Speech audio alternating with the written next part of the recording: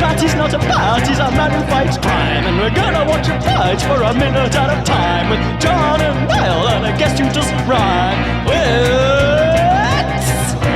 Bat Minute!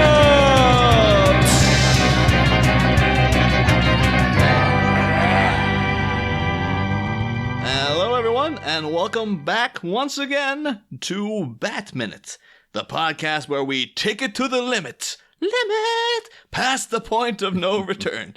Where, we're currently on hiatus, but we're still talking about stuff tangentially related to Batman, including in the my film. head, all I'm thinking is the phrase "bat limit."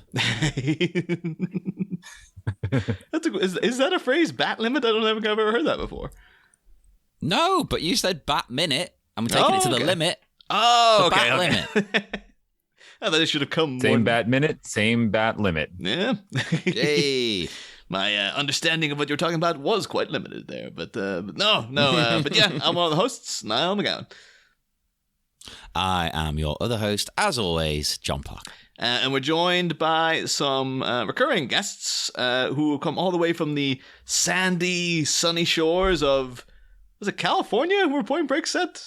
I want to say California, right? Yeah, L.A. L.A. Oh, yeah, well, like Murren and Jessa from Point Break Minute. Yeah, I love that we're still like that. Was several years ago now, but that's still the only thing we've done together, podcast-wise. Yeah. So I'm glad it's still relevant. Although that's the thing, because I think we haven't recorded with you guys since the wedding. So I was going to say Murren Kennedy and Jessa Lowe, but I was like, oh no, I guess it's Jessa Kennedy now. Is that? No, she didn't take my name. Okay. Hey. We just still have our own names, Yeah. but Lowe Kennedy. Nothing along those We're lines. cool. I like that. Or we, there's someone I know who, when they got married, they got a new name. They both decided on a new surname, and I thought that was pretty cool. Yeah. I've seen that as well. Yeah, we've thought about that, like combining it to be like Loken or something. Oh, yeah. Oh, Yeah. that's exactly what my friends did. Because they made a new name, but there was one of them was a previous guest of the show, Gary Gavigan, and his wife is Mithila Ramachandran, and then she combined it to Ramagavigan. But the thing is, That's really That's cool. a pretty good name. in my head though, I'm kind of like, so. But then if her daughter decides to do that again, That's the thing. it's going to mutate into some. It's like how long until it's going to be like. The Trigger's broom over here. So it's like, well, but it's not going to be the original name at all. And at some point, I think it's going to just. I'm kind of curious to see if can you just add on to it? Could it be like Ramagavigan Smith on top of that? Or Yeah, can keep you it going. Well, I think there's some cultures that did that. Yeah. Like traditionally, but yeah, it's a. It would be a hassle. It's also just a hassle to change your name in general. So I didn't want to deal with that. Yeah. That's fair. It's like so many forms to fill out. Oh, exactly. Who wants hassle? It's meant to be nice and fun. Yeah, Jeez. yeah. So I just hate all forms of form. So like, it's like it involves me having to deal with any kind of bureaucracy. It's like, no, I wouldn't. Exactly. Yeah, I'm out, baby. But it kind of made a logical sense though, because you guys, of course, covered the classic, extreme sports movie Point Break. Extreme. I think it's weird to call it extreme sports movie. It does involve extreme sports, but that's not really the movie of Point Break, I guess. But Yeah, surfing is potentially the most chill of extreme sports, Yeah. but I think it still counts. Is skydiving a sport? Yeah, skydiving. Actually, skydiving I would say is more of an extreme sport than surfing, and I guess it is as much of a skydiving movie as it is a surfing movie. You It's- could argue. Because is there competitive skydiving though? Because it's like I was about to say, can you do skydiving at the Olympics? I guess you could if you take video games as like a guide. There was that game. What was it like?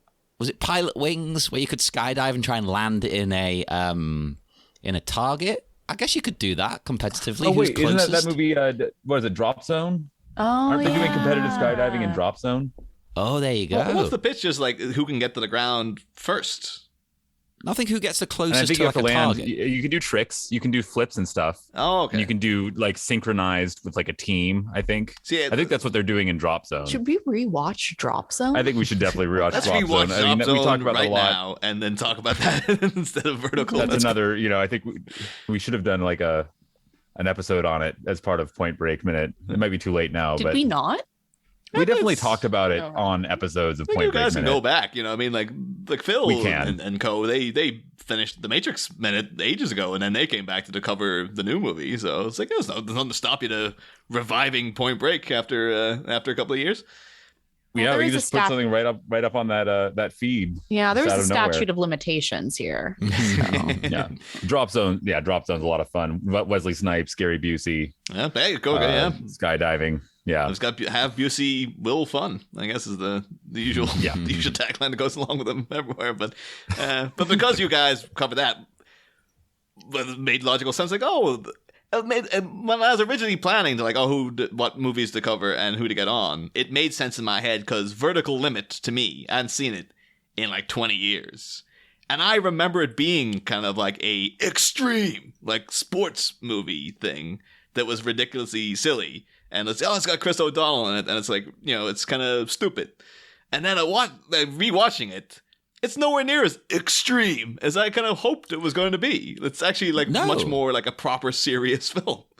Yeah. I actually, I mean, I don't know for sure, but I get the impression that, people who do this kind of thing would probably, like most of the movie. It's quite accurate, except there's a couple of little strange things with explosives, but otherwise, yeah. Oh, there's some stuff looking up the reviews. And I would have thought the same thing as you, John. I was like, this is all pretty well done. And then looking it up, it's like, no.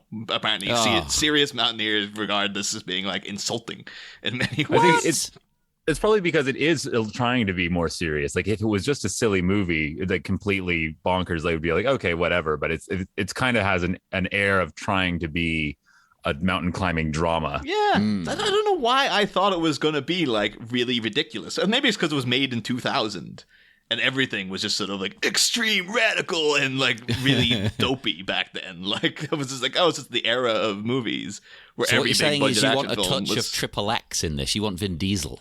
yeah.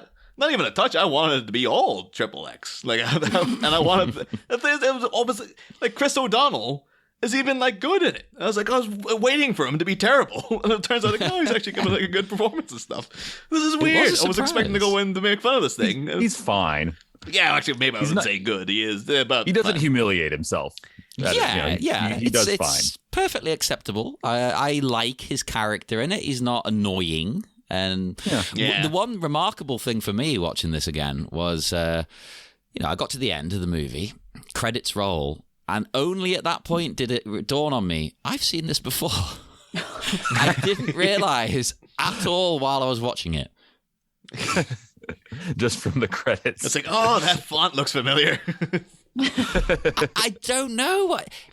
It's bizarre. Like this, I don't want to. I enjoyed the movie actually quite a bit, but is it unmemorable? Like, what is it? I think it might be. I think I might be cause one of my major beefs in watching it was that I was on like babysitting duty the night I was watching it, so I was just free to like I just watch a couple of movies that night, and I chose to follow it with Cliffhanger because Cliffhanger is like the same kind of idea, and Cliffhanger is so ridiculous and so over the top that I can remember every detail of Cliffhanger.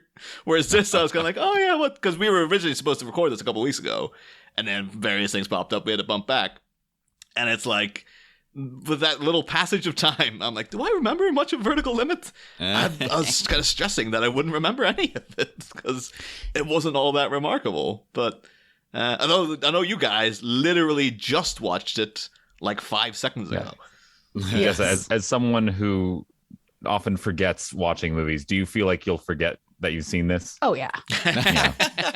I thought that would be the answer. Yeah. But in this post-movie bliss that you're living in right now, it's the best film you've seen in Just ages. as you are now existing as That's our best one we've seen today. until we watch Drop Zone later tonight, of course. Yes, yeah, of course. I have a connection to this in a weird way, I suppose, because I did used to live in Pakistan.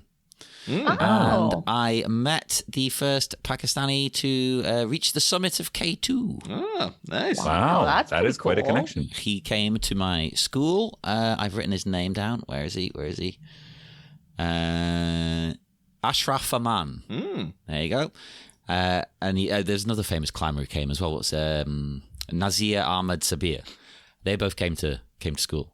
So I've actually got Ashraf's autograph. Cool. Was he a fan of Vertical Limit? Did you happen to get that information out of him? Let me tell you, yes. Oh, He specifically brought the movie up. Wow. it's like if you're ever doing a podcast where you have to talk about Chris O'Donnell films, I would highly recommend covering the film Vertical Limit. No, he was a big fan. I mean, you know, maybe he's a little less picky than some mountaineers out there, but he enjoyed it a lot, and I think he just liked that it paints Pakistan in a more positive light in general than a lot of other movies. Not necessarily positive, but not negative. Yeah. Like And all the it- and it Pakistani takes the characters time aren't like to evil or anything. It even like it takes the time to include that element of it. Whereas I feel like, you know, it didn't. Another version of this movie could have just not included any political element or local element whatsoever. Oh, absolutely. Yeah, Could have just been a that would mountain. have been the logical choice of Hollywood, but they took a few chances, I think, you know. And the whole Pakistani thing, you know, where it's like there's a lot of stuff where they have little digs at India and things like that. It's like this is quite accurate, except for, of course, Tamura Morrison. Yeah, it was only midway through. I was a bit like, is Tamura Morrison supposed to be playing like a Pakistani guy? Because it's like, Yeah, that he's a seems. Pakistani guy. And I was having to double check. It's like, I'm pretty sure he's just like. I was like, no, he's Maori. So I guess back even as recent as the year 2000, it was like, it's fine, just whatever. Like, It is a bad look for movies, isn't it? To just be like, well, it's some kind of foreign, I guess. yeah. Although it was recently, how many years ago was when they made that Hawaiian movie where like Emma Stone was supposed to be a Hawaiian native? And I think that was the time where someone put their foot in the sand and just went, no, like she is a white lady. You cannot do this anymore. And I think Hollywood finally went like, okay, so we'll try better. All right. Well, I think their logic here, which I don't agree with, of course, is, well, at least it's a person of color, right? Yeah. Although, Close enough. although weirdly enough, it's the director is a New Zealander himself. So I thought they would have been a bit more of a, well, you know, try to be, but unless he's just like, oh my God, I want my mate Tamura Morrison to be in this so desperately, I'll just make him whatever. But I'll make him, what was the character's name? Rasul. because this movie is quite notable director behind this, because it's made by Martin Campbell, the man who revived Bond twice, brought it back from the dead in the mid-90s with Goldeneye. That was him. And then obviously slid very, very quickly back down into the dirt with, Die Another Day and stuff. And then again, Martin Campbell back again to do Casino Royale and brought Bond back up again. So Wait, that's the same guy? Many people can kind of claim that. Yeah, same guy. It was weird too, because I guess they're kind of similar in some ways, Casino Royale and Goldeneye, because they kind of take things a bit more seriously, but GoldenEye's very cartoony in comparison to Casino Royale at the same time. Yeah. So it's like, No, yeah, they're about 10 years apart, and it definitely he does a good job updating it in those 10 years. It's amazing to me that you said that, because it feels like a lot more than 10 years. To me, it's like they're worlds apart. Yeah, they really are. yeah, but particularly when you're a kid, it's just like 10 years is literally a lifetime. Whereas now it's just like, it kind of feels like if you made 2 Bond movies in 10 years, it feels like you wouldn't have got much time to do anything in between, because you would have been just like gearing up to do the next Bond movie that it takes so long to make. But yeah, Martin Campbell, you know of him, he's kind of a weird all over the place filmmaker, because GoldenEye, Casino Royale, but then Green Lantern with Ryan Reynolds, not so good. He did The Mask of Zorro with Antonio Banderas back in the 90s. Everyone loved that. And then he did The Legend of Zorro, the sequel in the mid-2000s. And nobody really liked that one.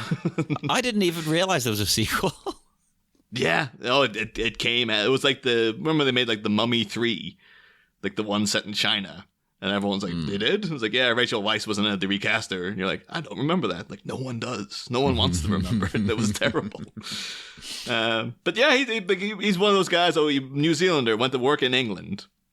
And he's just like a staple of 1970s British TV. These are all really familiar to you, John. Sorry, Murren and Jessa, you probably won't know what any of these Go shows for it, are. yeah. We'll let you know if they're worth checking out. He directed episodes of Bergerac. He directed episodes of Minder, The Professionals, something called Shoestring, and then the most English title of all, Muckin' Brass, which was a show starring Mel Smith and Jim Bowen of Bullseye. Okay, fame. Jim Bowen. Yeah. Right. How do we explain Jim Bowen to Americans? He hosted a game show that was just answering quiz questions and then having a professional darts player throw darts for you. Yeah. That was the whole, and it was the mascot was a giant cartoon bull in like a shirt that also threw That's darts. weird. So you And answer you'd the win question. bizarre- So you like pick out an answer, and then the dart thrower throws the dart at the answer. No, like, so if you answer the question right, you get to go. Like, you get your dart player to go, and then he'll like throw it at what you want the next question to be. It's like on the board, it'll Okay. have like categories, Yeah. and you'll But like, try and get what you want. but Jim Bowen had that real like London 70s aesthetic of like a working man's club comedian.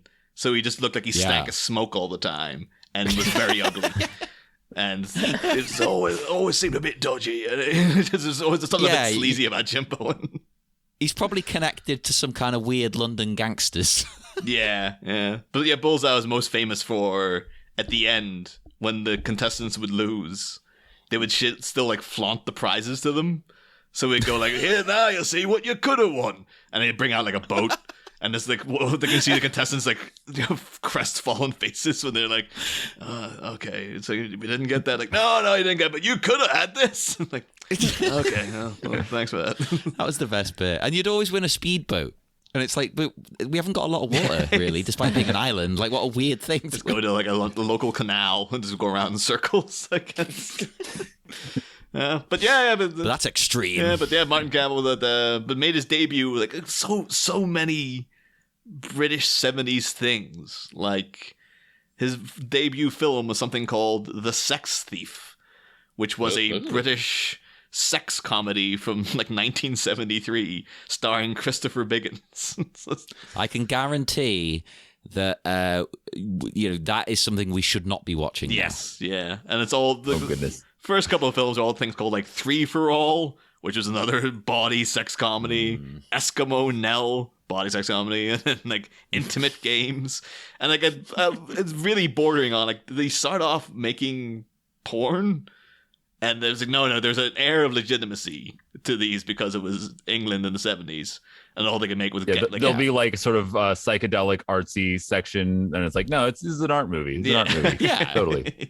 Artistic breasts. It's just like five minutes of psychedelics. The rest of it is just women in bikinis running around, ugly middle-aged men who were just like. The joke is that they're aroused. That's 90 minutes. Pay your tuppence and go and watch that. Isn't that funny? But anyway, then so from that, then this guy scaled the heights of going to Vertical Limit. Eventually, a mere 30 years later. Climbed the mountain of Hollywood. Yeah. Hey. And yeah, so the movie does open. I was kind of a bit taken aback because I was so used to it being like, oh, it's like a snow movie. I thought there was going to be snowboarding in it. I think maybe that's why I was disappointed when it was just mountain climbing. Could have used some snowboarding, maybe. Yeah. Honestly, some triple X. the scene where he like runs and like jumps across the crevice and he like puts on a helmet before he does it. I thought he was going to jump on a snowboard and just like out of nowhere, just pull one out of his backpack and snowboard to save his sister. Oh. Yeah, they could have done like if it was Vin Diesel, there would have been like an improvised like here. I'm gonna use this piece of ice as a snowboard or something like that. Yes. And he would just jump all the way across and do like a 360 or something and land it perfectly. That's what we need to revive this weird genre of climbing films. We need some Vin. That could be next for him. Yeah. I think Why not? he's been to space, but has he been to the top of a mountain? Like, although in Fast, was it Fast 9 was the last one, right? Yes. It wasn't even F9. Yeah, F9. It wasn't even Dominic in space, was it? It was like the No, he didn't go to space. Just Tej and Roman, Yeah. Ludacris and Tyrese. although I guess Vin Diesel will be like, I did friggin' Pitch Black. That was in space. I was like, I'm Groot. I've been to space, man. I don't need to do it again. Yeah, I feel like he probably also has climbed a mountain in one of the Triple X movies. There's probably, he probably climbed the top of a mountain and snowboarded down it. imagine. I really hope he... Because the closest I can think off the top of my head is it in the second one? That weird sequel where... Or is it the first one where he Well, the hooks second up one the- is Vin Diesel isn't in it. It's Ice Cube. Oh, I meant the second one with him in, so the third one. Is Yeah. it? Whichever one it is, where he starts off by hooking up the TV so the locals can watch the I think that's the third one. Yeah. Because he kind of jumps off the tower and he kind of like bored, but it's not snowy, is it? It's like Yeah, it's like he's in like South America or something, and he uses like rollerblades to get down, like mountain rollerblades, I think. Oh man, Chris O'Donnell, one snowboard, one rollerblade. He does do a thing where he leaps from one mountain to the next. that's cool. Yeah. And that was a really good shot, actually. And it really reminded me of like the rebooted Tomb Raider games or something. Like, it felt like they were taking a lot from Yeah. that of like jumping Yeah, from a she mountain. uses edge. a lot of like those, what are those called?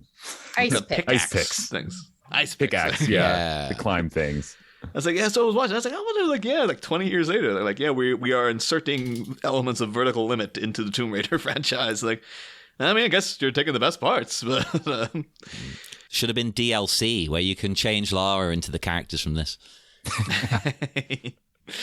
But of course, the movie does open with Chris O'Donnell climbing a mountain. Why is he climbing a mountain? There's a little deep reference there for people, but yeah, but it's they have to start off with a tragedy to set up characters and whatnot. Well, I have to point out, we do start out following a CGI eagle through the desert, Yes. which is honestly, I thought it didn't look terrible. I could tell it was No. fake. Yeah, like I was actually quite pleasantly surprised. Like, no, I know it's fake, but like, I recently rewatched Air Force One, and like the end of the plane crashing, and the end of that looks like something from the PS1. Like, it's so ridiculously. And crap. it should be way easier to make a fake plane than a fake bird. Yeah, Like, the bird has to move in all these ways, but yeah, it looks all right. Well, maybe that was the harbinger of the movie to come. Is like, you think it's going to be terrible, but it's actually like okay. It's all right, yeah. But like, Especially as soon for as the they, era where pretty much all CGI just looked god awful.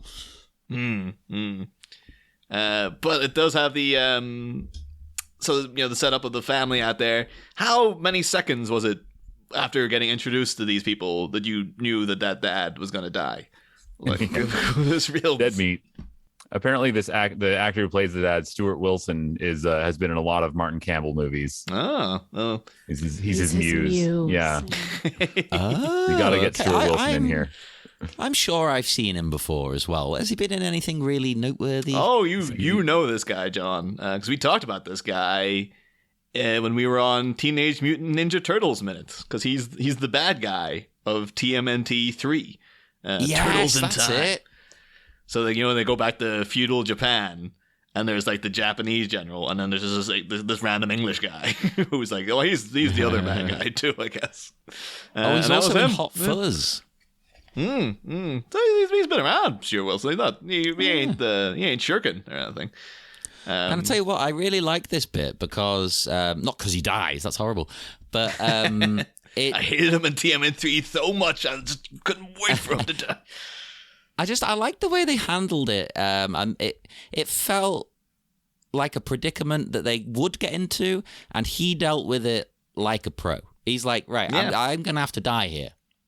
It didn't make it like, oh, like the rope snaps and he thought that'd be stupid. I like this predicament where it's like, no, I'm going to have to die, so you two will live. It's fine. I really like the logic. I don't know, Yeah. it was good. Yeah, It was good source of drama. Like, it was a genuine, and it informs everything about the relationship between the two kids as well. It's the fact that like her brother had to kill their dad essentially, which is like that you could make like a low key indie drama about that. Like, and make it a proper psychological Oscar bait movie in some way, because it's like that's a pretty big, hefty thing to have on your shoulder the whole time. Sure. It's like, sorry, I'm gonna have to die. I'm gonna save your lives, children, but you're gonna be scarred for life by this moment. But you're gonna survive. You're gonna live. That's a tough one, yeah, because obviously you don't want to kill your kids as well, but you are kind of saddling them with a lot of baggage there. Yeah. Would you rather he was just like, I'm taking you with me, kid? It's for your own good. You know how You'll never live with yourself. I was wondering, would that have been the kinder thing to do? It's just to kill all three of them. You kill all of them. So they oh, wouldn't to have to let you deal with live. guilt. You could get trapped in a cave with Bill Paxton for days. It's fate Yeah, worse and be than traumatized. It's a difficult decision, and that's why it's good drama, isn't it? Because it's horrible. Yeah. But you mentioned about the relationship between the siblings there, Niall. Right, let's just get this out of the way. Let's bring this up immediately. Am I the only one who was watching this movie and feeling very uncomfortable with that relationship between the brother and sister? At the end, when she's like only woman and whatever, that was the only moment where I was like,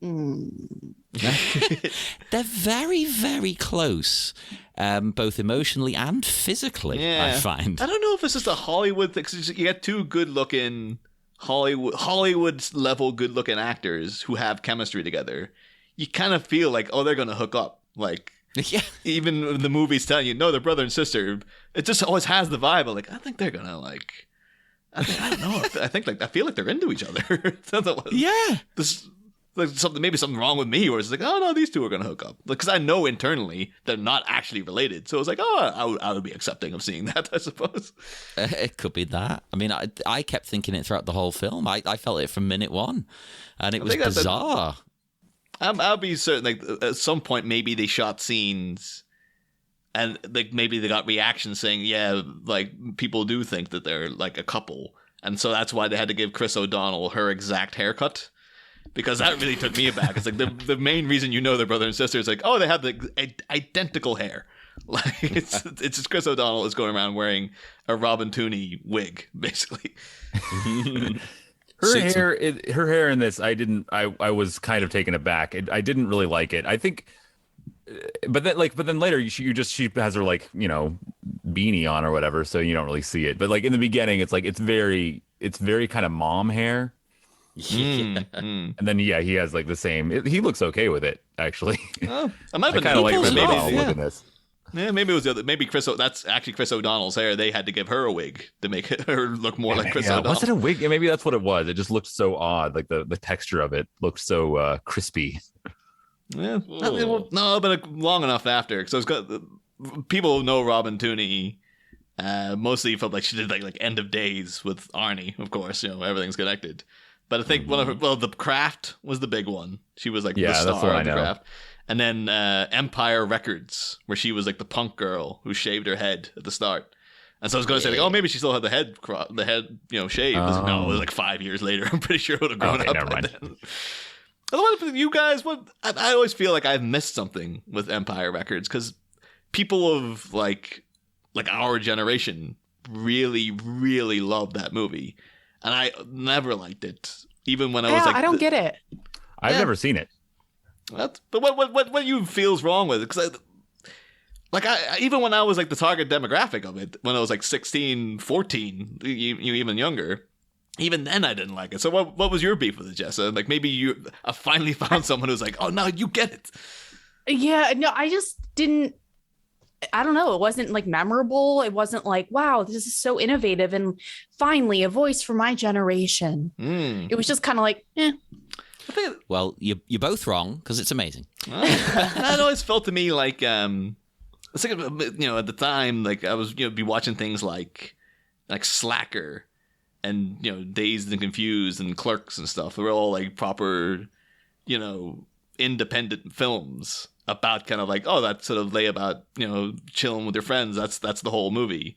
And so Empire Records always felt to me like that's a corporate studio decision to be like, these movies seem to be popular. Go make us something like that. So get in a bunch of really good looking people and pretend they're grungy kids.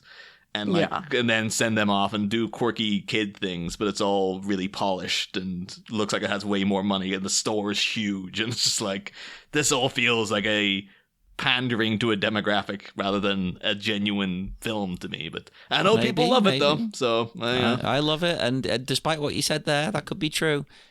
Still more fun than Dazed and Confused. I'm not a big fan of that. It's okay. Okay. Yeah. It's very average. But Robin Tooney, yeah, of course, people would remember, and then she was, but yeah, just one of those things that unfortunately keeps happening to actresses, where it's like just got a little bit older, and then people, they just moved on to the next generation of hot new thing, and then you didn't see as much as Robin Tooney anymore.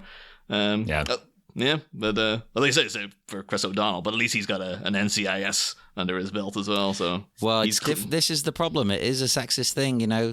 Hollywood, they can find places for men of, you know, varying ages, but women, it's like, well, you got to be young or you got to be old. But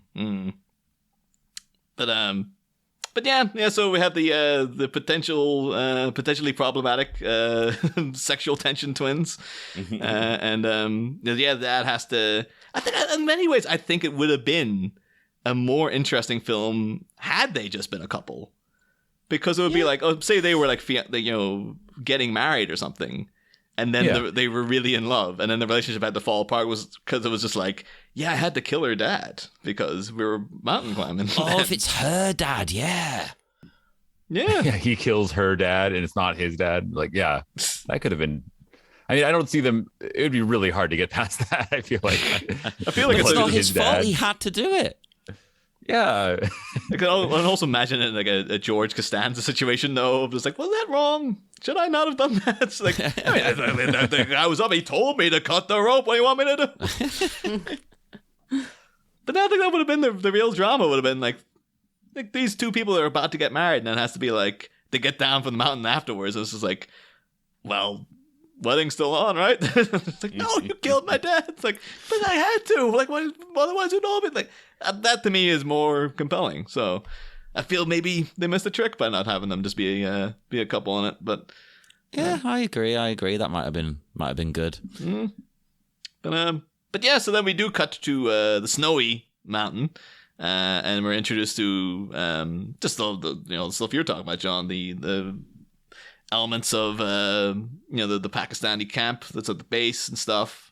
Mm-hmm. We see that guy who played Dalsim in the Street Fighter movie. He's there. Yes, he's brilliant. I love him. I thought he would have been a great mountain climber if he actually was Dalsim, and he's just like stretching the arms up and just like. Oh, that's cheating. Dalsim, he can't be a mountain climber. It's not on. I think that's how he does. Like, oh, world champion, and they find out it's like, no, he can. He's like stretchy. It's weird. He can both stretch and float. He's a total fraud. This guy, except for all the magic stuff, which is actually weirdly real. But the mountain climbing, it's all phony. What? I'm trying to see what that guy's name is. Roshan Seth. That's him. Here we go. Yeah, because he's in Gandhi and stuff, isn't he? At Indiana Jones, Temple of Doom. He's the guy he's like the prime minister or something in Temple of Doom. Chatalal. Yeah, and there's always that weird thing of like, why isn't that Molaram? Why are they two different people? Because they go down and you find like, oh, Chatalal is with Molaram. It's like, but why isn't he just the same character? Like, why are you introducing two different people? That's a very weird nitpick I have about Temple of Doom, but I've always been like, just economics with your characters, people. It's like you've introduced this guy, and now you're introducing the main villain, and it's a different guy. Just have it be the same guy. Like, what the hell's the matter with you?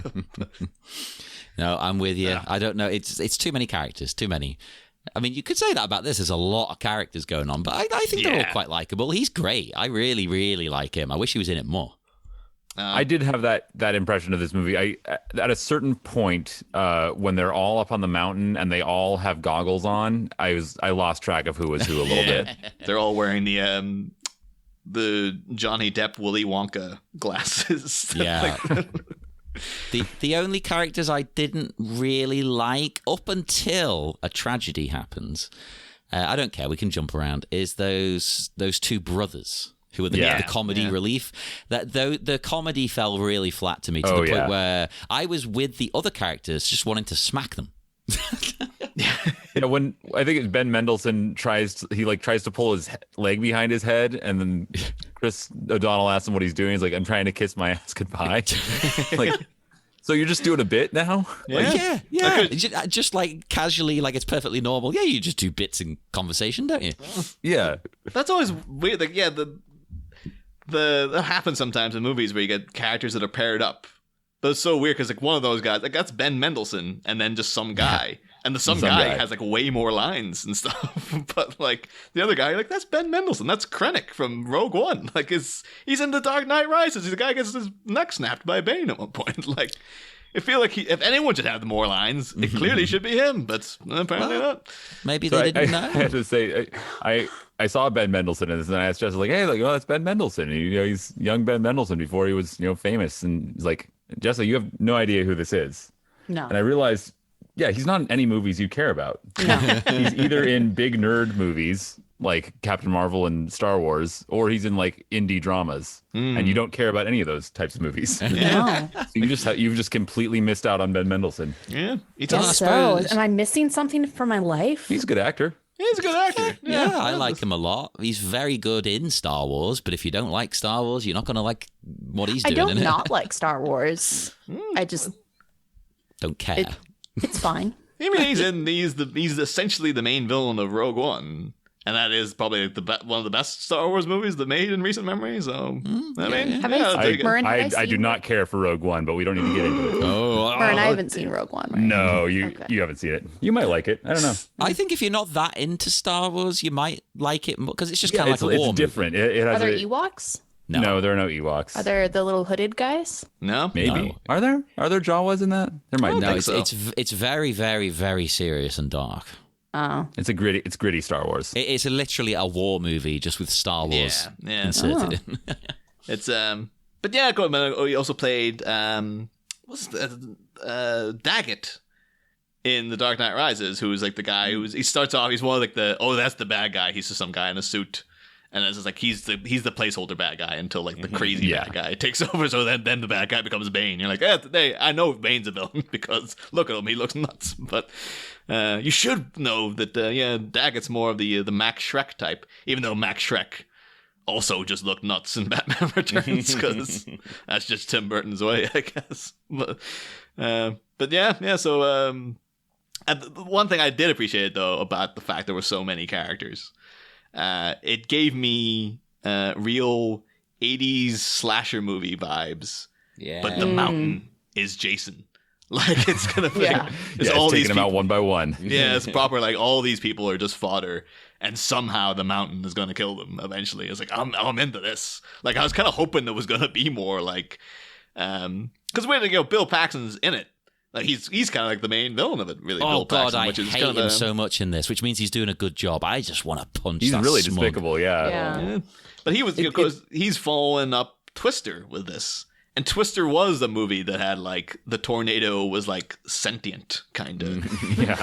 and it would like growl at them and stuff. But there's a couple of scenes in this where like avalanches are happening, and it sounds as if the mountain is like roaring at them and stuff. I was kind of hoping for more of that. Like, Yeah. It wouldn't have been out of place. Yeah, to have like a cut to a wide and then there's like a skull on the mountain or something like that. That'd be amazing.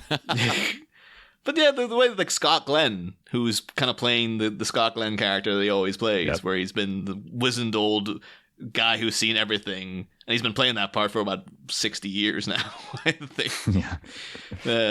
But I was kind of hoping he was going to have more speeches about being like, you don't mess with them, but the mountain knows what you're doing, and like really trying to make it like it's a sentient being or something. But like, but tragically, that was he had a kind of slight vibe of like a kind of shamanistic thing going on. Yeah. And I was kind of thinking like, well, Tamura Morrison's like, because his name's something like, he's got a very English sounding name, but at times I was like, is he supposed to be like Native American? Because they kind of give that vibe to him at times. But when you see, I think the idea is that he had been kind of culturally of the Pakistani, or like I think his wife was clearly like a native of the region. I think. I mean, it's hard to tell when you see his dead wife. It's like a mannequin. He prays in Urdu. Yeah. I only know that because that's what the caption said. Oh. Okay. Yeah, Wasn't that no, he Alexander does pray Siddig, or in did they Urdu. both do that? Was there more than one old wise man in this movie? I think Whoever the Alexander old- Siddig prays at one point. No. The Wick guy.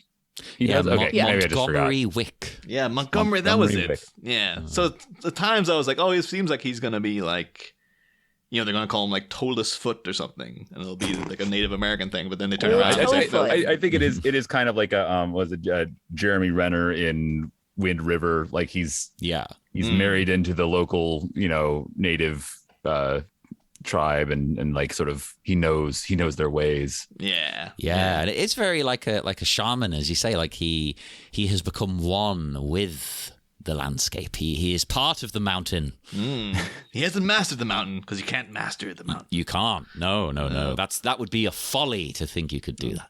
I should point out, though, Murren, as you mentioned, Alexander Siddig is also in this.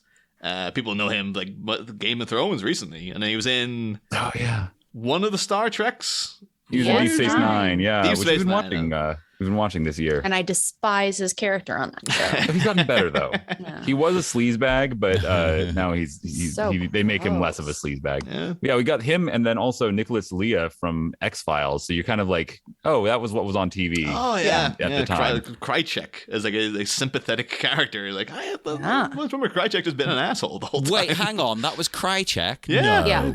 No. Yeah, he plays the What? guide that goes up It's with like Tom McLaren. Bill Oh Paxton my and God. Robin Tooney. It's like when he was really sick, I was really expecting him to start coughing up some black goo. I was just like, come on, just do it. Oh man. That would have been good. It feels like an X-Files episode, one of those where they don't want to spend too much money, so just get them trapped somewhere. Oh, totally. Yeah. I can imagine Mulder and Scully up a mountain. Like, why not? Yeah. You could This just movie have would've been Scott Glenn in there too, just playing the same character. Oh, This would have been so much better just adding in like aliens or some sort of like weird supernatural shit. Yeah, like the mountain is alive. There you go. Exactly. It sounds like we all just want, like, we liked this movie, but we wanted it to be a little sillier. Yes, I Yeah. think that's Yeah. If it was like an extreme sports version of like The Thing or something. That would have been cool. Yeah. Wait, I hang think on. I that's just even- looked up Alexander Siddig, right? Because I didn't realize either that was he's Bashir from Deep Space Nine. Yeah. Yeah. Yeah. Have you seen his family? Any of you? I've not met his family. No, No, have you seen Should who I they have? are? Right. Okay. His uncle is Malcolm McDowell, Oh, whoa. Okay. and his ex-wife was Nana Visitor, also from Deep Space Nine. Yeah, I did know And they have a that. kid Yeah, together. I knew they were married. I had no idea about any of this. I didn't even know he's Sudanese. What's going on in my Yeah. life? And also, for our purposes, played Raj Al Ghul in Gotham at one point. So Oh, everything's yeah. connected. Although in Malcolm McDowell, I just watched Malcolm McDowell did the voice of Metallo in the Superman cartoon. He's in Time After Time, which I just watched this weekend with David Warner, who of course just died. But he also played Raj Al Ghul in Batman the Animated Series. So everything's connected. Hey. Yeah.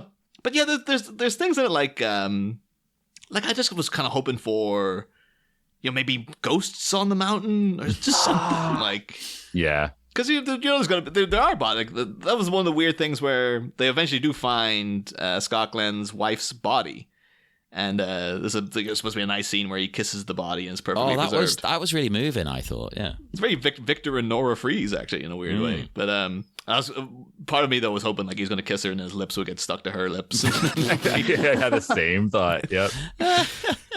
You get Scott Glenn some having to hot rip water. off his own face to get away from. As funny as that would have been, I really did like that bit where you see her because it felt like almost like a dream. The way she was positioned, it felt like it was an altar he'd constructed. Yeah. But it's not. It's just it's the way it is in the movie. But it felt like dream logic or something. The thing is, because he knows that she's the love of his life, he goes over and kisses her on the forehead. And then it feels like there's a parallel to that at the end when they've saved Robin Tooney and Chris O'Donnell kisses her in the head. But at the same time, it's like, well, but that makes it seem like they're it's not his hooking wife. up again. It's just like, it's weird, but either have it one way or the other. But just, I don't know, something that's in this horrible in-between land. But that was one thing, though, because they, all the bodies on the mountain, too. One thing that it did get, I think, quite accurate is, like, those mountains are crowded. You always assume mountain climbing is going to be, like, a very solitary task. But, like, you ever see people on Mount Everest, there's always, like, a queue. It's a queue to get to the summit. It's always, like, a big line of people going down it. I think especially lately, I used to be really into reading about the dead zone area, and like there's huge lines now. Yeah, I've seen pictures, and it just looks like, oh, I would hate that. Like, I probably hate it anyway, because I would hate the whole thing of climbing up Mount Everest. But it's just getting there, and I'm like, oh, it's not the beautiful, like, isolated, sort of serene thing. This monumental achievement, you're on top of the world by yourself. It's like, no, there's people waiting right behind you because they want to get there too. It's like, You're gonna stand in a line, might as well just go to Disneyland. Yeah, it feels quite Disney actually in that respect, because the only way to avoid that is to go a different way, and that's not advisable. That's dangerous. Don't do that. You want to go the way that's been set. Yeah. Well, that's one of the really morbid things about Everest is, like, in talking about the bodies, like, famously, to get to the summit, there's that the guy Green Boots, and there's a frozen body just beneath the summit of Mount Everest that everyone has to literally step over, and it's just a guy's frozen corpse because he got trapped up there, and when just people couldn't tell him quickly enough to turn back, and got to the top, and then couldn't get back down. I think there's something like a crazy amount of dead bodies on Everest. Yeah. And they get frozen, so they just stay there. You risk your life by bringing them back down. Like, it's more risky to bring them down. Yeah, I've heard that. That's why they just leave 90% of them there, don't they? It's like, well, there's not much we can do. There's probably some really morbid assholes up there who's like, I didn't even care about getting to the summit. I just wanted to see the bodies. Like, people, like the kids from Stand By Me trekking all the way up to the top of Mount Everest. You want to see a body? I'm sure there's people who probably do. There's got to be, right? There will be, yeah. Yeah. Well, speaking of someone who ends up contributing bodies, we mentioned Bill Paxton's character. So his whole mission is like, he wants to climb the mountain. He wants to climb K2, but it's kind of a publicity stunt, isn't it? He keeps saying it's not, but it's to promote. What is it he's promoting for his business? Like a new airline? That's it. Is it going to fly overhead or something? Yeah. As he reaches it? He's like a Richard Branson. Yeah. Virgin Airlines. Yeah. Oh, I could totally see Richard Branson doing this, actually. Although they make him crazy Texan, though. Like he looks talking about Branson-y. from Texas. But they have to make him, like, might as well be firing guns into the air and wearing a cowboy hat the whole time. Like, it's that level of rich capitalist Texan guy. Bill he doesn't really do much of an accent. And he doesn't wear like a cowboy hat or anything. So he does wear a baseball cap with a Texas flag on it. Yeah. Oh, okay. Yeah. Well, there you go. Good enough. He should have climbed the entire mountain with a cowboy hat on. Yes. Yeah. They should have had that, and a ghost steals his hat halfway up. Like, that's what causes the avalanche. But that's the thing. As soon as he announces the mission and having that party and stuff at the beginning, and it comes up that there's a potential that he's just doing this as like a stunt. He's going to rush to the summit rather than take it easy and slow. That's the way this is going then. Okay, he's going to pressure people into doing something stupid, and they're all going to get in danger. Yes. But I like that is exactly what happens. You can see it coming. You know he's an idiot. Everyone else seems to know he's an idiot. Except Robin Tooney seems to have, like, hitched her wagon to his star. I thought for sure they were hooking up, and there was going to be some sort of thing where, like, there was a love interest between them, and then it could be a triangle with her brother. Yeah. I think the dilemma of, like, well, he is my brother, but he's not a rich Texan psycho like Bill Paxton. So I've literally only got two choices. There's also like the conflict, which it doesn't come up too much, but that, like, she's become like a world famous mountain climber and he's given up mountain climbing. Oh yeah, what did he do? He kind of films he films Works for animals. National Geographic. Yeah, that was quite cute. I really liked seeing the were they snow leopards? I'm not 100% clued up on every Not different type CGI. of cat. They were real, from what I could tell. Yes, that made a refreshing change. These days they'd be like, just CGI, it'll be fine. No one will care. Apparently, that the change is coming back in Hollywood now. I'm seeing a lot more about people talking about like, because they're so used to, particularly with like the Mandalorian and stuff, where they're like, just we've got this big screen that you can just put everything on now, so you never have to go anywhere or do anything. Yeah. The thing now they've started going like, because VFX artists are getting crazy overworked, they started going like, if you want to film in a forest, you can just go to a forest and you don't have to CGI in the forest. Like, it's really easy to just go somewhere. So like, if you need a snow leopard, we have animal trainers who can, bring you a snow leopard. You don't have to CGI in a snow leopard, goddammit. Yeah, I mean, I'm 100% behind it. And I know, okay, it might be hard to film animals and things, but it makes all the difference in your finished movie. In fact, this movie in general, I think, looks good. And it probably helps that they did film quite a lot of it at K2. Yeah. Yeah. Oh, did they? That's cool. Yeah, I mean, obviously not everything, because they're going to endanger the actors, but they did a lot of stuff there. And I think the stuff they didn't do there still looks great. It feels real to me. There's only a few times where you're like, okay. I just imagine like, there's so many of the actors you haven't seen since, because like, they're still on the mountain. They froze. Yeah. Left them. That's why Ben Mendelsohn's famous and the other guy isn't. It's like that other guy didn't make it back. Like, That death was real. They decided to keep it in his honor. yeah. I only found out, this is completely unrelated, but like, I found it out the other day and I was amazed by it. Was that I was watching the Dario Argento movie Phenomenon with Jennifer Connelly, and there's a chimp in it, and apparently Jennifer Connelly must have been like 15 or something when she made it, and apparently that chimp tore off her finger, and she had to have it like surgically put back on. And I was like, how does everybody know that? Insane. That should be like Right. the one thing everybody knows about Jennifer Connelly. It's like, oh yeah, she had her fingers torn off by a chimp, and they got a horror movie in the 80s. That And they is, had to like rush her and like put it back on. that's even more evidence, like, don't mess with chimps. Exactly. They're hardcore. Yeah. I don't know how they shot this, but at least it feels like those snow leopards were actually filmed like a nature documentary would film them, like a Richard Attenborough show. So we got Richard Branson, we got Richard Attenborough. We're representing all the dicks, and Dick Grayson, he's there too. I mean, come on. It's a dick fest. But of course, the main crux of the movie then is basically that there's an avalanche, and Krychek, Bill Paxton, and Robin Tooney are trapped up the mountain, and basically someone's got to go get them. Well, So- trapped because of Bill Paxton. He got told to turn around and he didn't. Yeah. Yeah. I think literally what happens to everyone who's probably died on Everest or on any mountain has probably been like told to turn back and then didn't. It seems to me like anytime you hear about someone dying up there, it's just like, well, we did mention them not to go. That was my one thing about like towards about 3/4 of the way in, where my sympathies started to wane a little bit. Because it was a bit like, none of you people had to do any of this. Exactly. No. You all died for being assholes. Yeah, it's like no one had to climb the mountain. You didn't need. No one needed to go up there. It's not like there's like precious resources or something. You just did it for the sake of doing it.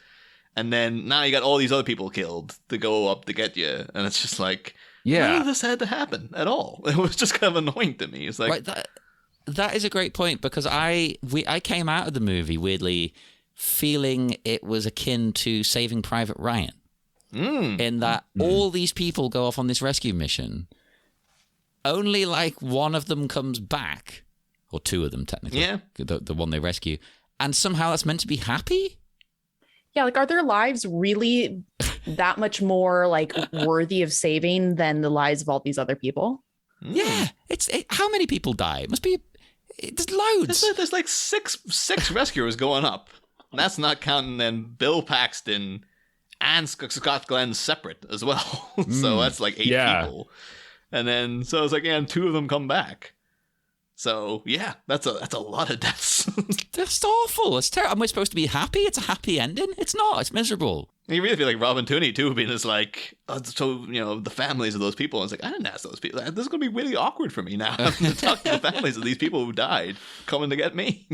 Yeah, that is because why. on the end is like, I killed our dad, and you can feel a little responsible for all these people now. You know what it's like now. Now we're even. He's got one up on her. I only killed one person. That would be great. Yeah, it's like 6 of those people is about worth our dad, right? Come on, Yeah. we're cool now, right? No. And she's like, no, I didn't even know any of those people. All of that is why I kind of like it, though, because I also felt that ultimately it was quite an anti-capitalist movie. Oh, 100%. Because he's doing it for capitalist reasons. And even really the people doing it for fun, it's not even really for fun, it's for fame. Kind of, and things like that for a lot of them, not all of them. So I did appreciate that aspect of it, because even the Pakistani characters, like, they help them, but you can see in the way they're acting and their lines and stuff that they're thinking, these idiots. Yeah. Yeah. In many ways, it's like it's almost like the anti-Point Break. Yeah. Because I always walked away from Point Break being like, oh, it kind of makes you almost want to go surfing and skydiving. And just like, oh, if only those guys weren't criminals. That would have been a great story of friendship and stuff. Like, that would have been a really nice bromance to have. And then they had to ruin it by being a criminal. Whereas all this movie was like, I would never do any of this. No. And like, I kind of don't respect any of these people who want to do it as well. Because they're just like, oh, look at me, I'm awesome, I'm climbing the mountains. Like, just don't climb the mountains. No one It's needs such to a climb huge a risk. mountain. Yeah. Yeah, it's so expensive, and it's just like, what? And you're just gonna get yourselves killed, and most of them do. It's just like A relative of mine died mountain climbing. Not a close relative. I think he was like a great uncle, something like that. He went mountain climbing. They never found him. They found his bag with his camera and pictures he'd taken. Never found his body. Ooh. Oh. Wow. That's always like, that sounds like one of those. I'm addicted to creepy YouTube mystery videos. Yeah, like those Love girls who it. go missing in the jungle. Yeah, and they find the camera and they're like, oh, look at these images of like, and then what the hell's this thing at the end? And you're like, oh, what was it? And stuff. Yeah. But that's exactly that type of thing. It's like, this guy just went missing. We found his camera, but what could have taken him? If I Bigfoot, remember rightly, it's one though, of those- none of the pictures were creepy. But you never know. I might be misremembering that. Maybe they were. Maybe you weren't looking at the YouTuber ominous music in the background lens of like, what's that behind the tree? It's like, something, nothing at all. Who knows? Oh no, it is a tough one though. It is a tough one, isn't it? Because you don't want anyone to die, really. But yeah, like, you don't feel that sorry for them. You've put yourself in this position. Yeah. The whole thing just feels like I would just be much more sympathetic if they're like, we need to get to the top of the mountain because it's like we're building like a dam or something, and we need A reason, an actual reason that will help other people beyond. We're just doing it. But yeah, there's never really any reason to do it except to just get to the top. Ego. Yeah. Yeah. And that's the thing. They always try and make out that it's about the personal growth, the personal gain. But it always comes across like the ego. Like you say, it's kind of like, so you can say to people, I climb K2. Yeah. The only person who's done it that I'd be like, fair play, is Brian Blessed. Because I think he's climbed Everest like twice, I think, hasn't he? He's like, he's been up there. Oh, something like that. Yeah. And you guys, you guys know Brian Blessed, right? Oh, of course. Okay, yeah. But like him doing anything, it's like, oh yeah, you go do that, Brian. Like that's It'd be hard for Brian Blessed to lose my blessing. So to speak. Yes. he truly is blessed. Yeah, Because he really is. Yeah, he could do a lot. He'd have to do a lot before I don't like him anymore. Although he is so loud, you'd be terrified going up the mountain with him because you just think you assume he's going to do like a Gordon's alive like at the top, and it's going to make 5 avalanches at all the other mountains around it or something. That could have been what happened in this if it wasn't an anti-capitalist movie and they were doing it for a reason. There you go. We're just doing it for Brian Blessed. He wants to do it. That's reason enough. I like as well that the solution to go and rescue them, because of course then Chris O'Donnell and everyone band together. We're going to go get them. So the Pakistanis are like, right, well, they're trapped. So the only way to get to them is to use this explosive nitroglycerin. Yep. I mean, the bit where they get the nitroglycerin is really cool, and it's like dripping everywhere because it's Pakistan, right? I don't mean this in a bad way. I've lived there. I love Pakistan. They're not the safest over there. They haven't got a lot of rules and regulations, you know. But once they actually do get the stuff after that scene, and it does go a little bit over the top sometimes with the explosive, I think. Where it's it's like you can't get it in the sun. Which is actually true. Yeah. But the thing about mountain climbing is it's only really exciting to watch when someone's falling or if something else is happening. So they need to have some explosions, and there are people. It's like. And then, the falling, there's someone falling off the, and a mistake happening, in every scene, basically. Yeah. At a certain point. And it's quite clever, though, the way they do it, because they have to come up with a different way to get into that predicament each time. And it is different each time. They never repeat it, really. An avalanche. I think my favorite death was the Ben Mendelsohn death, where, they're really panicking over the nitro going off. And then doesn't. And then they just have a little moment of, laughing. And then it does just blow up. That was my favorite. That was okay. I was best quite actor sad. In the movie though. has to have the best death, I guess. I was sad about both of the brothers dying with the explosive, even though I didn't really like the characters very much. I don't know that. I was like, oh no, they were just fun-loving guys. They didn't deserve to. I didn't mind Mendelsohn. It was his brother who was just the rampant misogynist. He was the one I hated. But it seemed to be doing that old movie thing of he's sleazing with this lady. He's the one who got hit by the avalanche, right? Yeah. With the other lady. Yeah, and you always get that vibe they're gonna hook up because it's Hollywood, and he can just be a dick to her, and then she'll find it charming for some reason. But thankfully, doesn't go down that route. Well, she's has a thing with Chris O'Donnell. It feels like just a cover up for his real affection for his sister. She's the O'Donnell beard. I do like that character. She's one of the only sensible people in this. Her and Alexander Siddig's character, was it Kareem? They're two of the only sensible ones. Yeah.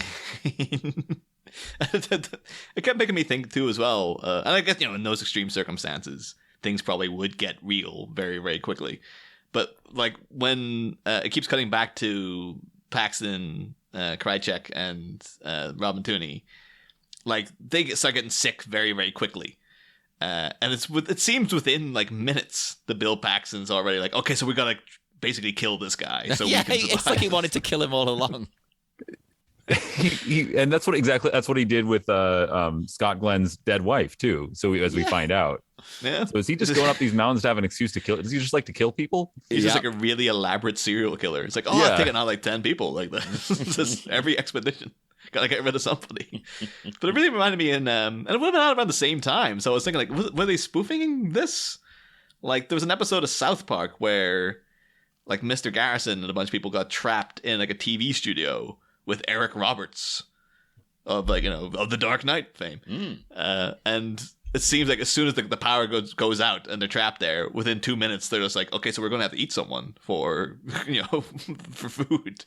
And it's just what the hell? It's been 5 minutes. What are you people, diabetic or something? And literally as soon as they kill somebody and eat them, 5 seconds later they're well, it's not we gotta kill somebody else now too. Someone else. We can't last this much longer. It's we only just finished this guy 10 minutes ago. What the hell's the matter? I'd wait at least another day. Come on, what are you doing? Yeah, but this kept getting flashes of that. It's as soon as the chips went down, Bill Paxton's well, this guy's gone.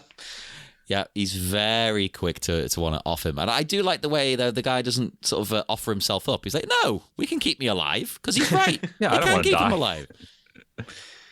But yeah, that's what I'm trying to think of. There's, the speed through the movie. A lot of walking, a lot of explosions, a lot of coughing. Constant coughing because of people been up in the thin air and stuff. And then there's frost on people's beards. Yeah. I was doing that. I'm not sure how many days pass because I always keep an eye on in movies as someone who has a beard that I have to constantly maintain and keep clipped and stuff to keep it neat. anytime someone's been like, oh yeah, they've been out in like the the bush or whatever for ages, they always give them long hair, but their beard will always be very evenly cut and look pretty pristine and stuff. So like Bill Paxton, I was like, he's supposed to be out there for a while. It's like that beard is immaculately kept though. Like every time I see him, it's like that's been combed, that's been like well taken care of. But I don't know, maybe he's only supposed to have been there for like a day, so it's not that big a deal. They say at one point it's like they have 36 hours to live. That was 22. Maybe it's 20. It was they say 36 at the most, but I think they end up getting there within a day. I think. It's not long, is it? It's not too long. Okay, I'll give them that one. But I'm talking about other Hollywood movies though. Sure, I'll give you that. Speaking of beards, I loved Scott Glenn shaving his beard off with a straight razor and dry shaving. Bone dry. Do you know what it reminded me of? Predator. Yeah. Bill Duke with his like his little Bic razor that he had. Yeah. And let me tell you, I've had to dry shave a lot when I'm on the go and things, and it's horrible. Oh yeah, it is rough. Like anytime, even with like if you just have like a razor that's been used slightly, and you have the foam on, you go in and it's like should also mention a bit a detail I did like about when we first meet Scott Glenn's character. He's massaging his feet, which all the toes are gone. Yeah. This is a real thing in the 90s for like heroes with weird feet. And like him, Kevin Costner in Waterworld. That was it. those two characters. One has like too many toes. One has no toes at all. Oh, that's horrible imagining that though. Oh. I like that's the thing though, because how many? It can't be that long since Scott Glenn's wife died. Oh, I thought it was a while. I think it was 4 years. Yeah, 4 years. So I kind of at one point when he sees, because her corpse looks quite like it kind of looks like a younger woman. So I was in my head, I was kind of like, oh, that maybe like he went up there. They went up there when they're in like their 20s or something. Oh, but then Bill Paxton doesn't make sense. Yeah, unless it was like baby Paxton. But, he went up at 16. I mean, rich, asshole, probably born into wealth. He could have been like, yeah, I went up there when I was 15 and I killed this guy's wife. Like, what else was I going to do? No, you're right. Though maybe he just had a younger wife. Yeah. But no, I would have appreciated more had it been like, the actress they based the model on was like 25, and then it's been so long that she still looks the same, and he's like not withered old man, but he's like a weathered old man. I guess would be.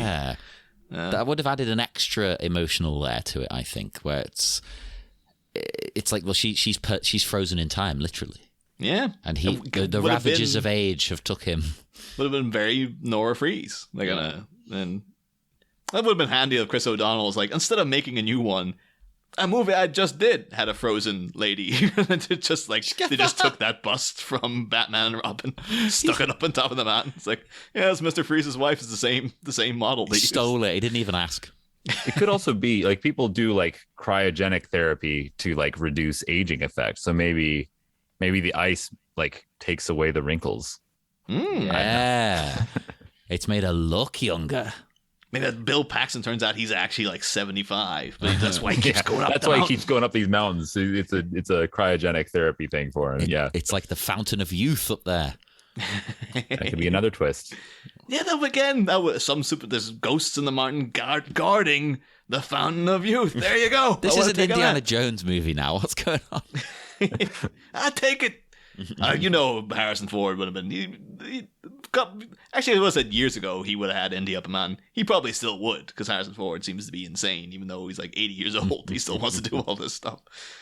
But I guess Indy he literally went down a mountain on a rubber dinghy at one point. Yeah. So yeah, he's like, I've been there. But yeah, one thing is like, of course, then when they successfully get off the flare to show where Paxton and co are. Oh, that's wild. I didn't know that was a thing. It makes total sense, but I had no idea that was the way they would do that. It's like it looks like a blood bag that just sprays viscera Oh, that was wild. Yeah. That's literally what it is. They use his blood and they put it. They I actually thought that was explode it. pretty inventive. Yeah. It's That's just I did really think Robin Tooney was going to get carried, though. Like, she was right underneath that bag. now that would have been cool. it feels like that's a real like Martin Campbell like kind of pushing things as well. Like you can't, they won't allow you to have gore in movies if someone getting killed, but if it's just a blood bag, Yeah, they you don't can- show them getting the blood out of Alex Krychak, but they show the bag of blood after it's been done. Yeah, what That's is proper, the like- implication? How have they got it? Have they removed an organ? They just cut an artery or something, I But guess. would the artery be pumping if he was dead? I How wouldn't recently think did he so. die? Pretty recently. Well, I and don't he's know. been Maybe within he's the been hour or freezing this two? whole time, which I assume would like bring his heart rate way down anyway. Yeah. Yeah.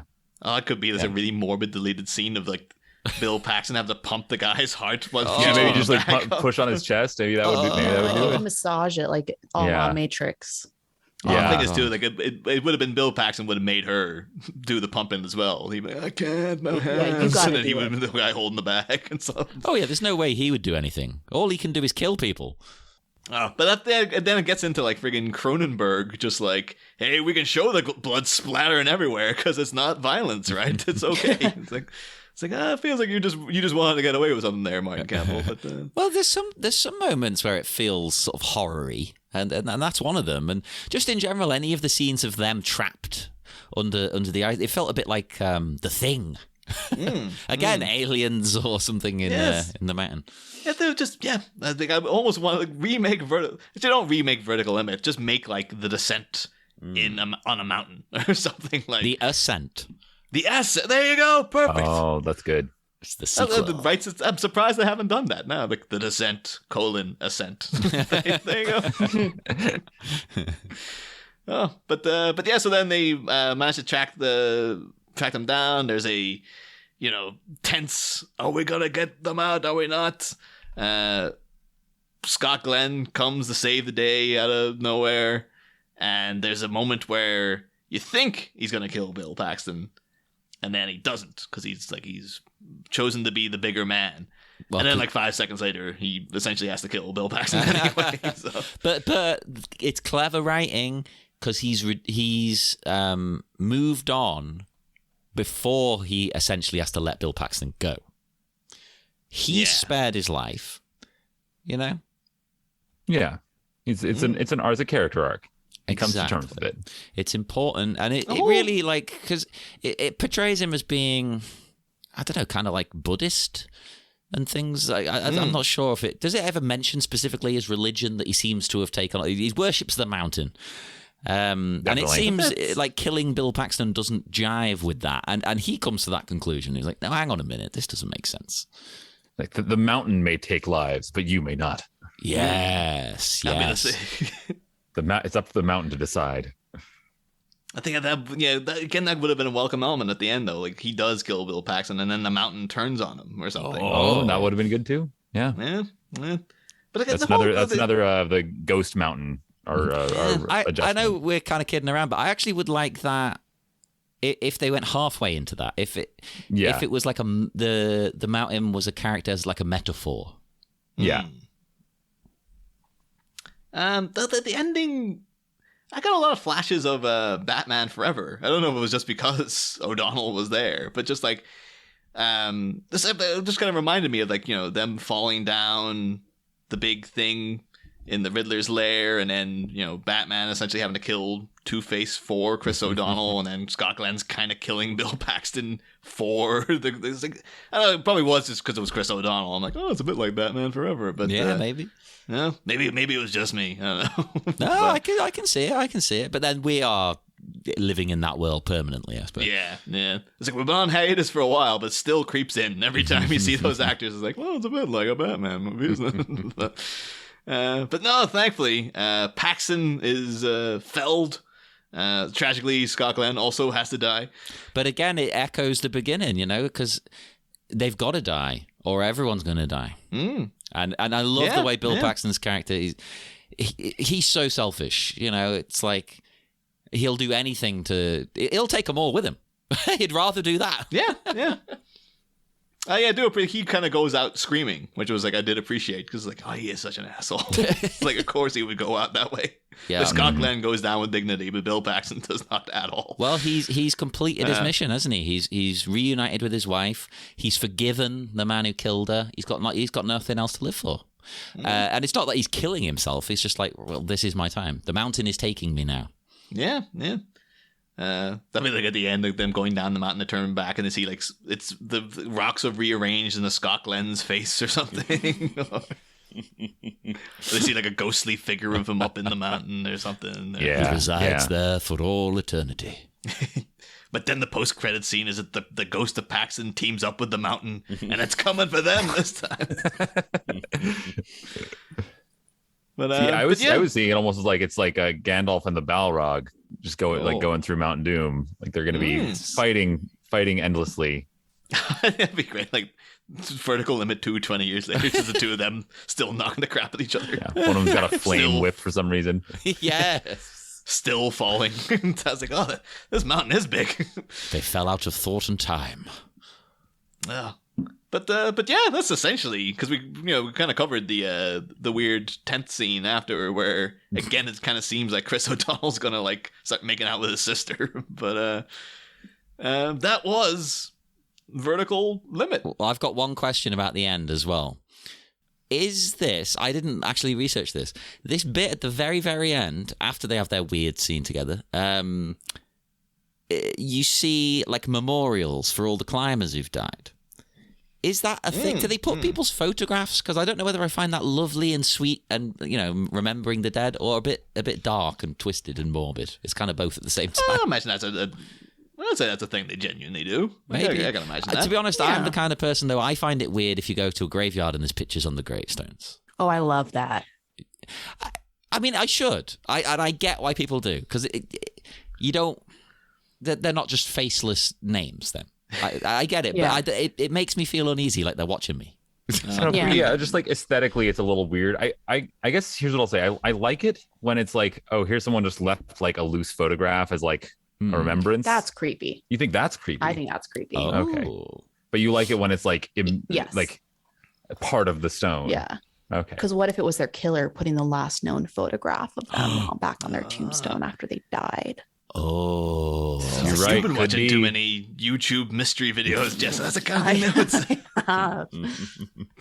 Well, although I'm kind of getting the thing of Jess's next holiday you want to go on. It's like, I just want to go to the base of K2 to see the photographs. I don't want to go up to see the bodies, but just the photographs at the bottom would be quite Just check them out, Well, that's an interesting question. Has anyone here ever, obviously not climbed K2, but climbed a mountain? I haven't summited, but I climbed on Mount Rainier when I was younger. Oh, okay. Like with a harness and everything and like gear. No, we hiked up to like the Muir ice field. Okay, so it's like hiking and like scrambling and stuff. Yeah. Okay. Yeah, I've done that on Mount Rainier as well in Washington. Yeah, you like scramble up and get pretty close to the top without using any. I don't know, not that close to the top, but it feels pretty. That. It feels pretty close. high up. Yeah. I would do, if it was like hiking, like, I could do that aspect of it. It's when you then need to have the equipment, it's like, oh no, okay, now I'm out. I'm not climbing anything. Yeah. I once did an indoor climbing thing and I absolutely soiled myself with terror. Well, Murren lived in Yosemite National Park for a summer, and didn't you do some like really scary one where it was like these chains on the side of the? Well, yeah, I've been to the top of Half Dome in Yosemite National Park in California. But that is, again, you don't need any gear. There is a part where you have to climb up the back end of Half Dome, and they've set sort of ropes to pull yourself up on. I would not do that. That sounds worse. Onto the side of the rock. It was a little scary. But it was still, it wasn't like a 90-degree angle. It was, you're still climbing up just sort of a steep hill. Okay. I mean, I would be scared. Don't get me. I don't like heights, so I would be scared. But you've made it sound a bit more palatable. Yeah, I'm still with you. I wouldn't do anything where it was like a straight drop. With the only thing holding me up is a harness, which may or may not have been fastened properly. Well, that's the thing. You're relying on other people as well, not just yourself. Yeah. Mm-hmm. I'm still getting past the fact that Murren lived in a park for a summer, which is like hard times, I guess. Not in the park, I imagine. No, he did live in the park. I did live in the park, but it's a in- national. oh. It's not just like a city park. It's like a national park. It's not like Central Park. He's like slept under. Like there's cabins and stuff you can live in, and there's like a Wasn't whole. like people like, I think I saw a Sasquatch. So it's like, no, it was just Murren. You can go to like restaurants and stuff and stay in hotels in Yosemite National Park. Okay, Murren so- stayed in a glorified tent, though. Yeah, it was. I don't think there was. He There worked wasn't. there. That's why. Yeah, I was working there. Yeah, I wasn't just like. It wasn't hard times. It's actually probably the best. The most money I've made doing that gig. I mean, you don't have to. Did it make you pay rent for the tent? No, that's the thing. I didn't have to pay for anything, so it was all income. Nice. That's how you make the money. When you can get a gig like that, you're like, oh yeah, baby. Yeah. But only one other note I just have for Vertical Limit is that the story concept comes from a guy called Robert King. And Robert King is like, he's still doing pretty well for himself. People might see him and his wife's name pop up in a lot of TV shows. Robert and Michelle King. The big thing they have on at the minute is the TV show Evil, which is good. It's just a very kind of like, yeah, that's fine. That's a good enough show. It's basically the X-Files, but like there's a priest and they're looking for like demons and stuff rather than aliens. Although I'm pretty sure in the X-Files they probably look for demons and You've stuff. made that sound like the greatest show ever. Yeah, and, this sounds great. It's a good show. I would recommend it. It's just it feels a bit unfocused. You watch it, it just feels like we're really just making this up as we go. So Like the X-Files.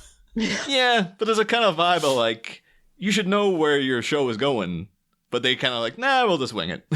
Like, and it's always sort of good, but it's just mostly because the three main characters in it they're great to watch. So that's the kind of main sell of it. But yeah, Robert King also did a one season wonder show that I very much enjoyed called Brain Dead, which is about alien worms infecting Washington. Oh, that's fun. And used to have like musical recaps at the beginning of every episode. They have a guy come on with a guitar and sing what happened in the previous episode. And it starred Mary Elizabeth Winstead, which was at the beginning was the sole reason I watched it. I was going to say, because that's why you liked it, Niall. Okay. Yeah, that's why I stuck with it. But yeah, bring him up just because he also made a bunch of other stuff. Cutthroat Island, he wrote that. Of course, Gene Davis. And Speechless, which of course features both Michael Keaton and Christopher Reeve. So Batman and Superman were in a movie together. We probably mentioned this back during our Michael Keaton seasons, but yeah, it was about two political speechwriters who from opposite ends, but they fall in love. Oh. Tragically, it's Michael Keaton and Gina Davis, not Michael Keaton and Christopher Reeve, because that would have been. I was about to say, I was hoping that was the case. Yeah. I think everyone would talk about that. It's like, oh, Batman and Superman hooked up in a movie, like back in the 90s, apparently. But the weirder thing about it is, well, not.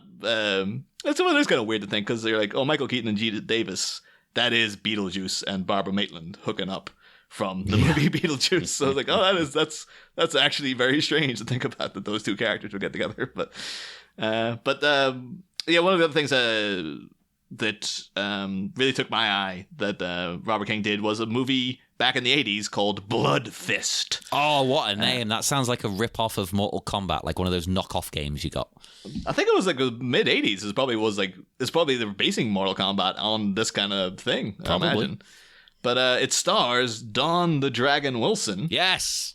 who of course featured in Batman Forever. So in a scene with Chris O'Donnell. He was the neon skull gang guy, not the Golem gang that we covered in Batman and Robin. The other one.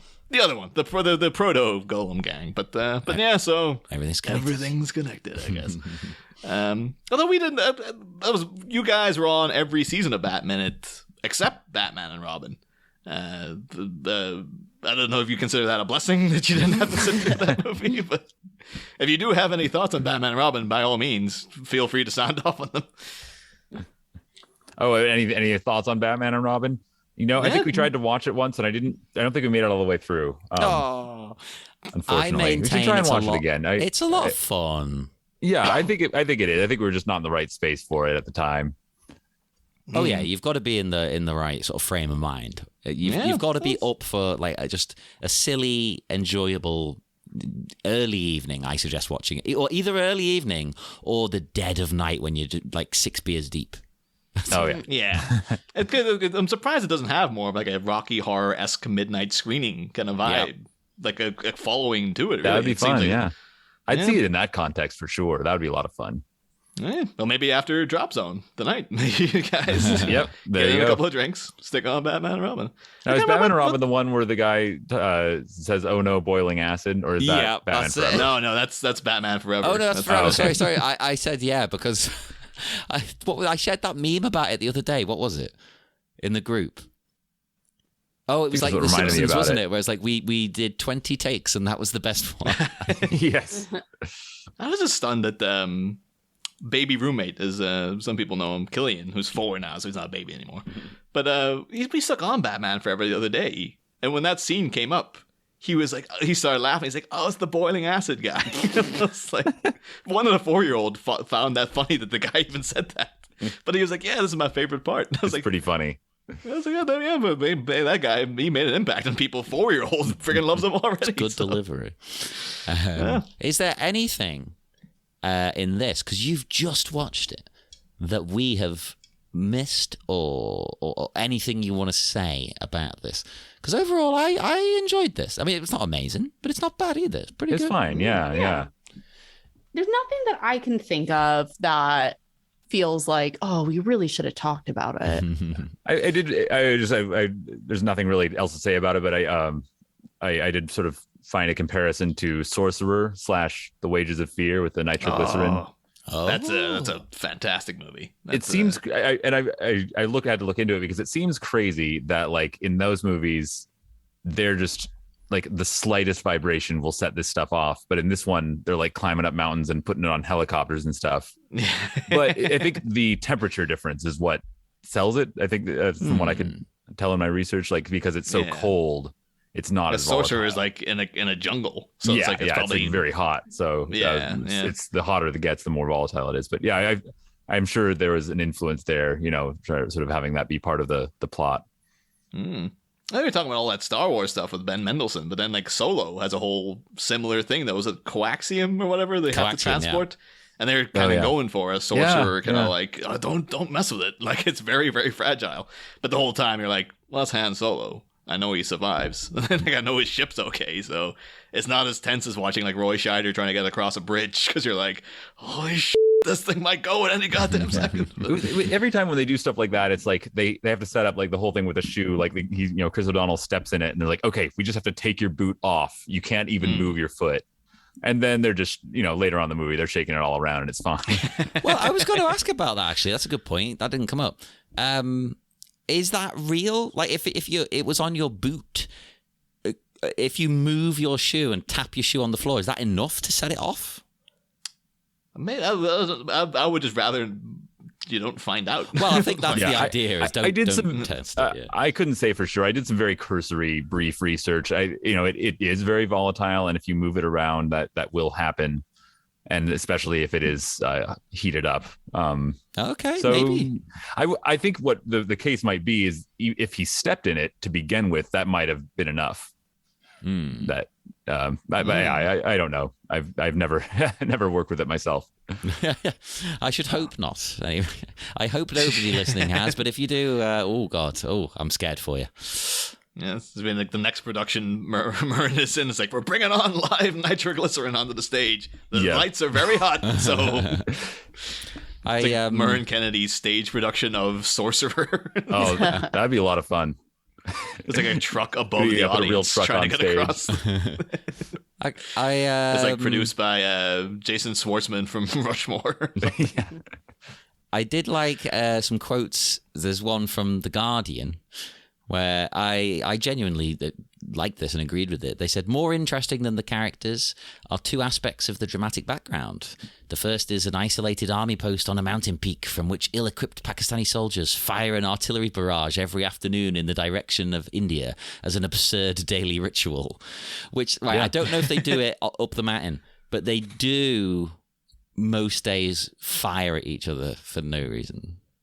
just to annoy each other. They'll fire shells. It's like on the way to the toilet, it's like just fire off a couple of rounds while I'm out here. They do stuff like that, yeah, just to be annoying. Like both of them do it. It's like, okay.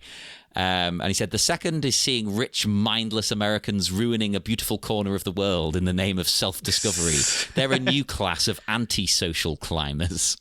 Well, that's a great little write-up. Yeah, that's the thing. Like, quotes like that about the film. It's like, yeah, I kind of wish this thing was better because it feels like there's something here with Vertical Limit that just needs like coaxing out. It needs to be like more political but more absurd. Well, it just needs. It feels very. Yeah. You'll totally agree with Newsweek then, because the one they said was that it produces a split reaction in the audience. They've put, you'll gasp at the action sequences, then giggle at the drama, then gasp, then giggle until finally the filmmakers pile on one cliffhanger too many. By that point, the gasps have become muted by sheer disbelief, alternately generating adrenaline and ennui. Vertical Limit battles itself to a hard-earned draw. That's a great one. I think that seems like that would be a good poster quote, though. Like a mix of adrenaline and ennui. It's like, das Boot. That's like something you put up for that or something. My favorite quote, just because I know you'll like this one now, I got here, is from Tucson Weekly. I think it's pronounced, I don't know. But they've put... now O'Donnell brings his shockingly wholesome whiteness to Vertical Limit, the best mountain climbing movie starring Chris O'Donnell to come out this week.